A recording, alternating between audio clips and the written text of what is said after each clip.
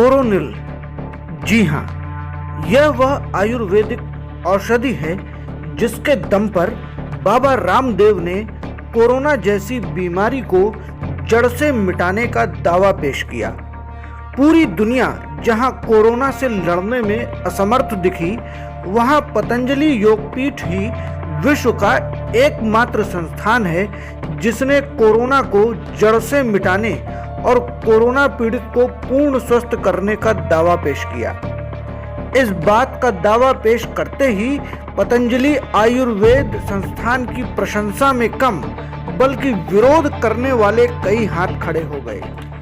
आत्मनिर्भर भारत का मिशन चलाने वाली मोदी सरकार मौन रही, वहीं केंद्र सरकार के आयुष मंत्रालय ने भी इस दवा के प्रचार प्रसार पर रोक लगा दी।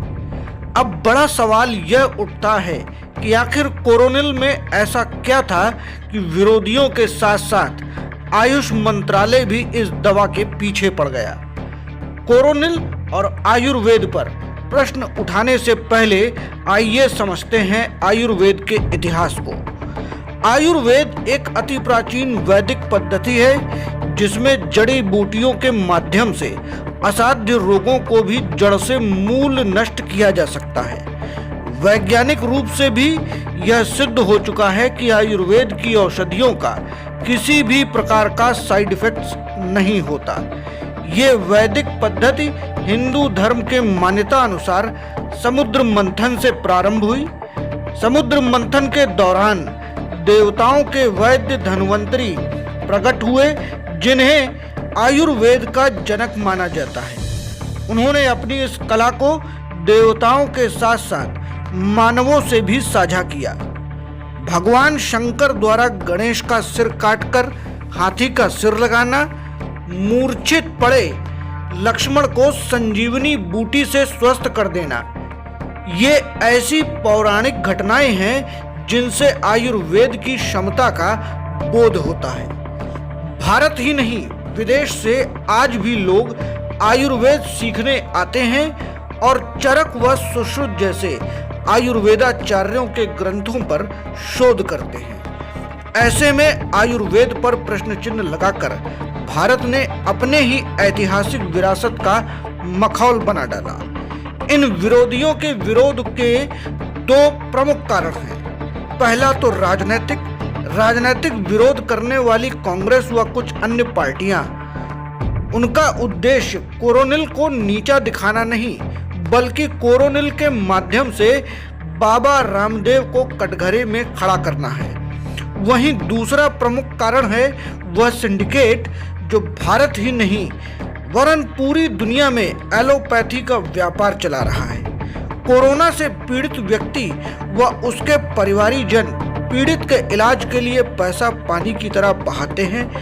बेड चार्जेस, डॉक्टर्स की विजिट, अंग्रेजी दवाओं के लंबे चौड़े बिल उन्हें करोड़ों का व्यवसाय प्रतिदिन कराते हैं। इसमें होने वाले मुनाफे का अंदाजा हम और आप आसानी से लगा भी नहीं सकते। ऐसे में कोरोनिल उस सिंडिकेट को हो रहे मुनाफे के लिए बेहद घातक साबित होता है। कोरोनिल वह दवा है जिसे चंद रुपयों में खरीदकर कोरोना पीड़ित पूर्णतया स्वस्थ हो सकता है। बाबा रामदेव के इस दावे से उस सिंडिकेट की जड़ें हिल गई। इम्यूनिटी बढ़ाने के दावे के साथ बाजार में ऐसी तमाम कंपनीज हैं जो अपना करोड़ों का व्यापार कर रही हैं। उसमें कोरोनिल ने सेंधमारी की और पीड़ितों का कम खर्च में 100% इलाज करने का दावा पेश किया। एलोपैथिक यानी अंग्रेजी दवाओं के माध्यम से इलाज करने वाले इस मेडिकल सिंडिकेट के लिए कोरोनिल दवा एक दवा नहीं बल्कि उनके अरबों खरबों के व्यापार के लिए मौत साबित होती। सरकार किसी की भी हो, इस सिंडिकेट का दबाव हमेशा से प्रभावशाली रहा है। तभी शायद आज तक भारत में ब्रांडेड मेडिसिन का व्यापार जेनेरिक दवाइयों पर हावी है। इस सिंडिकेट का उद्देश्य मरीज को स्वस्थ करना नहीं बल्कि अपने व्यापार को नफे के पायदान पर अव्वल दर्जे पर पहुंचाना है। इस उद्देश्य प्राप्ति के लिए यह सिंडिकेट कुछ भी करने से गुरेज नहीं करता। पतंजलि योगपीठ द्वारा निर्मित कोरोनिल उस सिंडिकेट के उद्देश्य प्राप्ति के मार्ग में रोड़ा साबित हो सकता था। कोरोना के नाम पर यह सिंडिकेट अरबों खरबों कमाने की फिराक में है, लेकिन कोरोनिल व बाबा रामदेव ने इसमें अड़चन पैदा कर दी। उसी सिंडिकेट के दबाव में आकर सरकार मौन हो गई। आयुष मंत्रालय ने कोरोना के प्रचार प्रसार पर बैन लगाया और विपक्ष ने हंगामा बरपाया।